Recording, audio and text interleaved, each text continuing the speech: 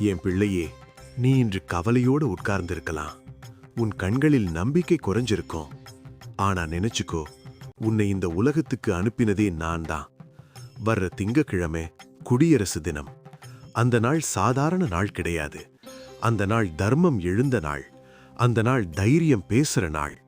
அந்த நாளே நான் உன் வீட்டுக்கு வரேன். எந்த ரூபத்துல வேணாலும் வருவேன்.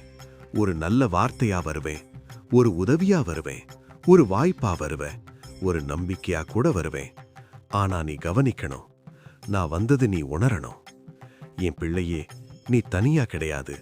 உன் முன்னாலும் பின்னாலும், உன் வலப்பக்கமோ இடப்பக்கமோ உன் அப்பன் முருகன்தான் நிக்கிறேன். இந்த வீடியோ இப்போ உன் கண்ணுக்கு பட்டிருந்தா அது யாத்திரை இல்ல, அது என் அழைப்பு. அதனால இப்போதே இந்த வீடியோக்கு ஒரு கமெண்ட் போடு, ஓம் சரவணான்னு. நீ எழுதுற ஒவ்வொரு ஓம் சரவணாவும் என் வேலுக்கு சக்தி. என் பிள்ளையே, நீ விழுந்திருந்தாலும் பரவாயில்ல, எழுந்து நிற்க மனசு இருக்கா? அதுதான் முக்கியம். உன்னை குறை சொல்ற உலகத்துக்காக உன் கனவுகளை கொல்லாத. நம்பிக்கை வை. முதல்ல உன்ன மேல, அப்புறம் என்ன மேல. நான் உன்னை கைவிட மாட்டேன், எப்பவும் கைவிட மாட்டேன். இந்த வார்த்தைகள் உன் மனசு தொடுதுன்னா இந்த சேனலை சப்ஸ்கிரைப் பண்ணு. இன்னும் நிறைய ஆசீர்வாத வார்த்தைகளோட நான் திரும்ப திரும்ப உன்னை சந்திப்பேன்.